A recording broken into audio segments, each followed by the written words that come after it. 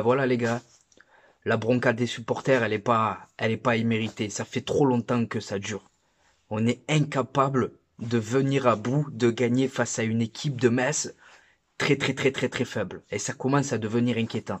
Salut les amis, j'espère que vous allez bien. On se retrouve aujourd'hui pour une nouvelle vidéo durant laquelle on va revenir sur cette mascarade. Cette mascarade, parce que les matchs se répètent, les semaines se ressemblent à l'OM. Tu peux faire le débrief, les semaines après semaine, tu peux anticiper parce que ça va être la même chose. Alors aujourd'hui, je suis en colère, les gars. Comme vous tous, je suis dégoûté. J'ai même pas envie de crier. Joueur, propriétaire, Longoria, dirigeant. J'ai vraiment tout le monde dans le collimateur.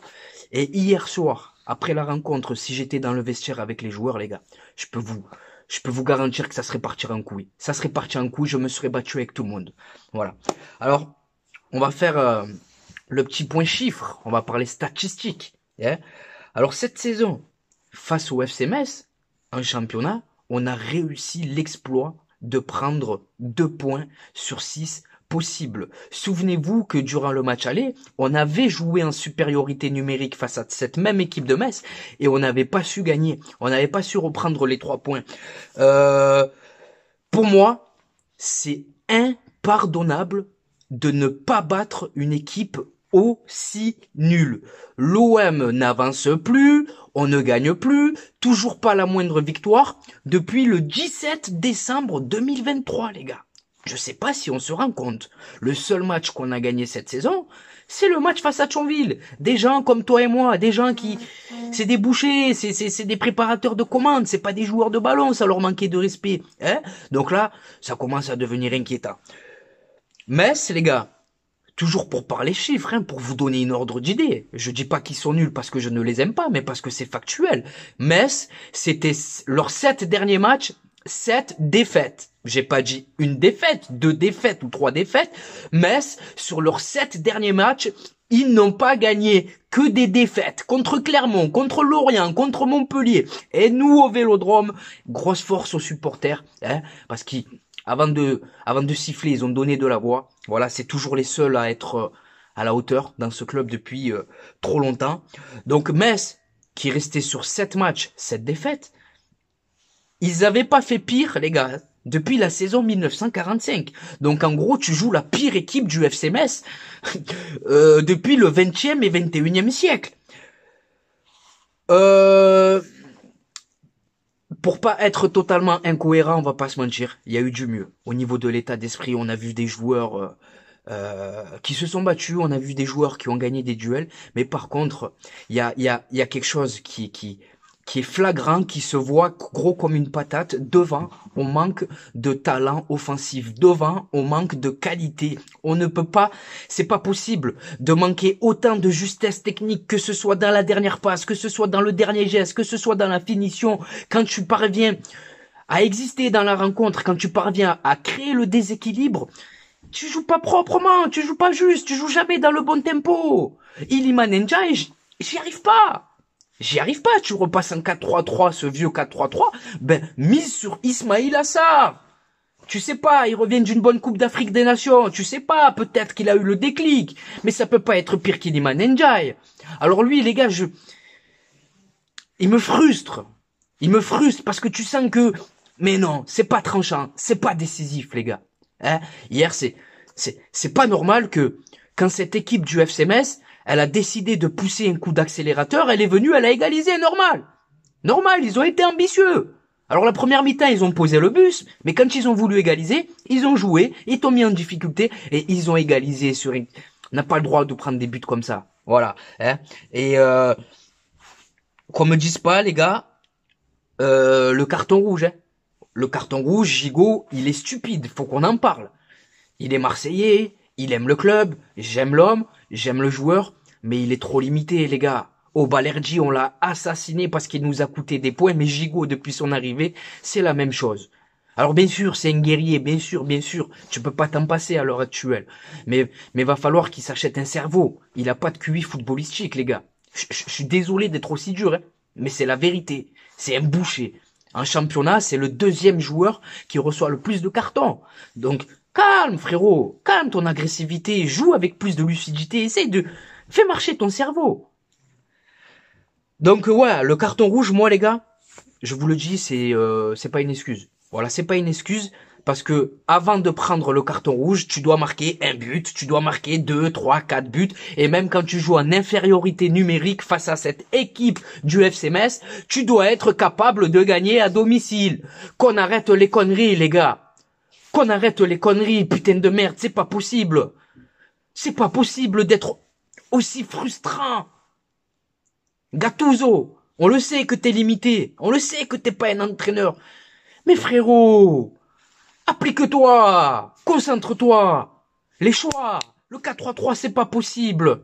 C'est pas possible ce vieux 4-3-3. On n'a pas les joueurs pour. On n'a pas les joueurs pour. C'est le Real de Madrid qui joue en 4-3-3. Tu vois, t'as du Modric, t'as du Camavinga, t'as du Bellingham. Déjà, dans l'entrejeu, t'as des joueurs capables de garder le ballon, capables de jouer au ballon, capables de récupérer des ballons, capables de se projeter vers l'avant. Chose que ne sont pas capables de faire nos joueurs. C'est pas possible. On est trop limité. Voilà. Je suis écœuré, les gars. Je suis vraiment écœuré. La seule, pour moi, allez, on va dire que le point positif, Mumbagna buteur. Voilà. Alors même si tout n'a pas été parfait, tu sens que c'est quand même un attaquant qui pèse sur la défense adverse. Il compte pas ses efforts avec une volonté de sa part de, tu vois, un peu à la Brandao, d'harceler sans cesse le défenseur ou le gardien. Dos au but, il est aussi intéressant, même si hier il a raté pas mal de remises. Mais je pense que lui et Aubameyang, ils peuvent être complémentaires. Donc je comprends pas hier pourquoi on n'a pas 3-4-1-2, associer les deux ensemble. Aubameyang sur un côté, il a plus ses jambes de 20 ans. Il peut pas revenir faire les efforts. C'est le même problème qu'avec Dimitri Payet. Je sais pas, Mumbagna, on l'associe avec Aubameyang. Les deux, Mumbagna, il va se sentir déjà en confiance parce que voilà, tu as un Aubameyang qui va le mettre en confiance, voilà. Et Aubameyang, lui, il va se sentir soulagé parce qu'il aura à côté de lui un autre attaquant qui va attirer l'attention des autres défenseurs et donc forcément, ça va libérer des espaces pour lui. Donc voilà, les gars. Ouais, Mumbagna, c'est profil pivot. Aubameyang ne l'est pas, donc voilà, les gars. Pour les tops, il y en a pas. Vélodrome. Je vais mettre quand même Faris Mumbagna. Et ça s'arrête là. J'ai pas envie de, voilà. Paolo Lopez, on va lui mettre la note de 4 sur 10. Gigot, 3 sur 10. Mais même 2, j'en ai marre d'être gentil avec les joueurs, en fait. Balerji, je vais lui mettre la note de 4. On a perdu, les gars. Je peux pas. Quentin Merlin, je vais lui mettre la note de 4. Après, c'est compliqué pour lui, les gars. Il arrive dans une équipe qui tourne pas, qui va mal. Donc, ça va être compliqué pour nos recrues de se mettre en valeur. Quentin Merlin, 4. Jonathan Klaus, 4. Onana, ben écoutez, les gars, c'est Onana. Hein. Je vais lui mettre la note de 4 aussi. Je suis dégoûté, en fait. Je sais même pas pourquoi je suis là par les ballons, parce qu'il le mérite même pas, mais je le fais pour vous. Unai, il est frustrant, il fout trop à la baba. Je vais lui mettre la note de 4, lui aussi. Iliman Ndiaye, 4. Aubameyang, c'est pareil, 4. Et Mumbagna, je vais lui mettre la note de 5,5 pour le récompenser de son but, même si son match n'a pas été parfait. Maintenant, les gars, on entend beaucoup de la part des joueurs, ou des dirigeants, ou des consultants qui restent beaucoup de matchs. Bien sûr, il reste beaucoup de matchs.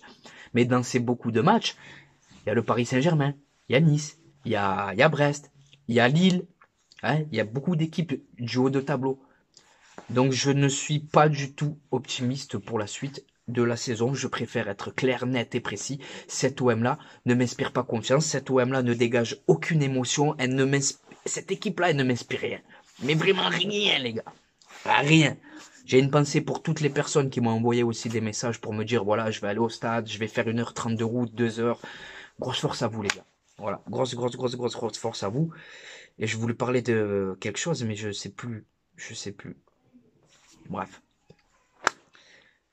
Bref, j'essaie de réfléchir, hein, les gars, parce que je pense que c'était assez important si je voulais vous en parler.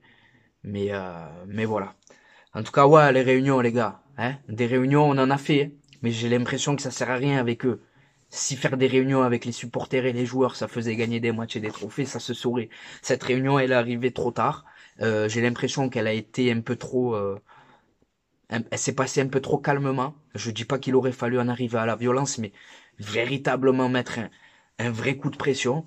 Et là, il faudra s'en prendre à Franck McCourt. Quand je dis s'en prendre, c'est faire mal là où ça fait mal. Le portefeuille. S'il faut boycotter le stade, boycottons le stade, les tribunes, les abonnements, les OM Prime. Boycottons, faisons-le partir les gars parce qu'il y en a marre. Il y en a marre de tout ce cirque. Voilà. Donc maintenant les gars, c'est à vous de jouer. C'est à vous de me dire en commentaire ce que vous avez pensé de la rencontre, vos tops, vos flops. Et voilà, n'hésitez pas à vous abonner si c'est pas encore fait. Dans quelques secondes, je vais vous donner mes réseaux sociaux. Et il y a aussi un vlog qui arrive, OM Leverkusen. Je vous remercie les gars d'avoir visionné la vidéo jusqu'à la fin. Je vous souhaite de passer une bonne journée ou une bonne soirée selon le moment où vous la visionnez. Et n'oubliez pas, notre virus à nous, c'est l'OM.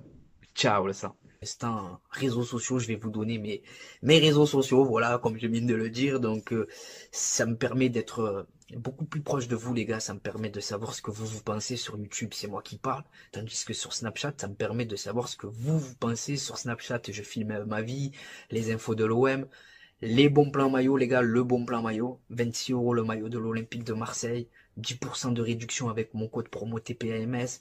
Il n'y a pas que l'OM, il y a tous les clubs, toutes les sélections nationales, il y a les ensembles de survêtements, les maillots d'avant-match, les polos. Bref, ajoute-moi sur Snapchat Khalil-du6 TPAMS 13 et je te dirai tout ce que tu dois savoir. Ensuite, on a Instagram. Instagram, on est sur un contenu différent.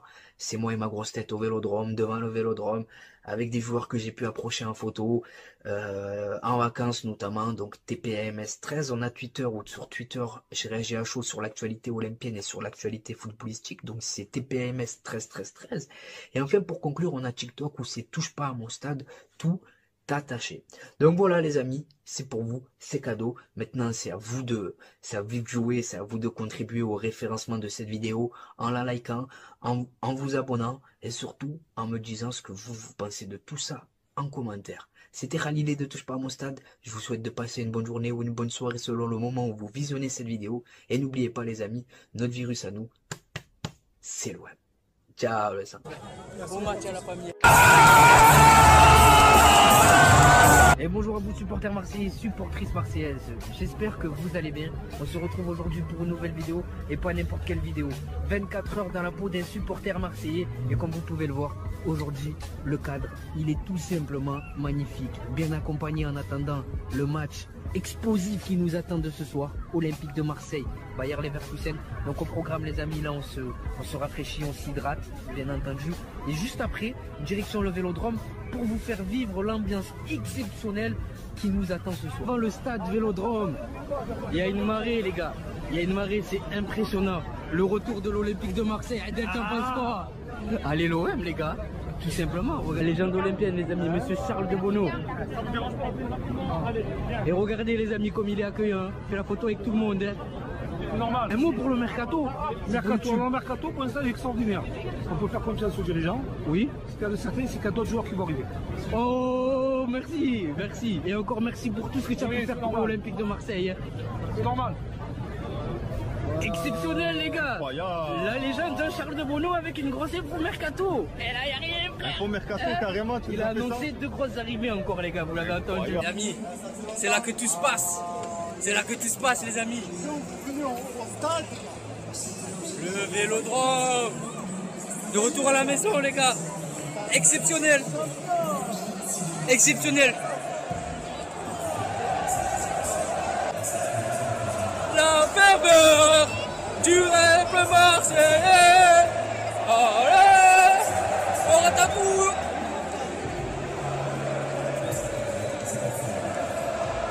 On est posé les amis, on attend patiemment que le match démarre, comme vous pouvez le voir. C'est magnifique les amis. Magnifique. Il y a les poteaux. Pronostic Malik. Toujours 2-2, mais confiant pour la victoire. Mahmoud, pronostic. Toujours 1-1. Match nul. Adel, pronostic. Exceptionnel les gars. Voilà, Imran Soglou. Ounahi.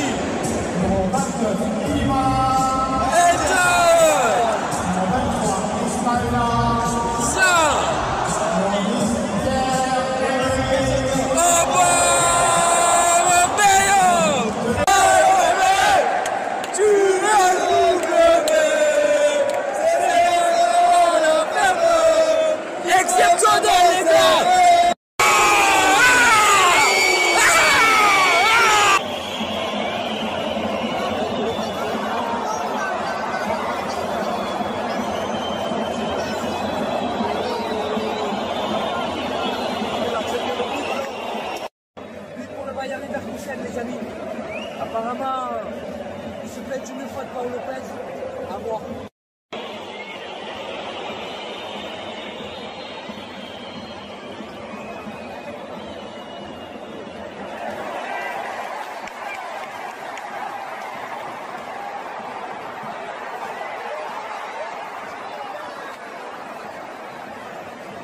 Ah, c'est la mi-temps les gars, pour l'instant on n'y arrive pas. Paul Lopez il te met nique, hein.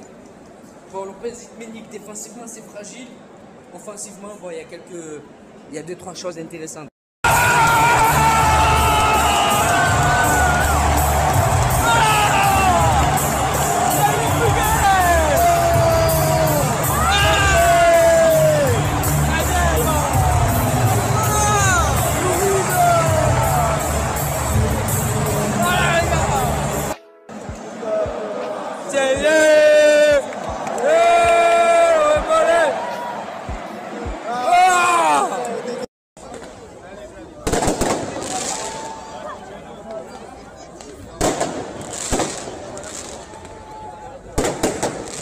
Sur l'âge des joueurs. Mahmoud, Manu. Malik, t'as hâte d'être à ce soir ou pas? Je vois ça. Manu.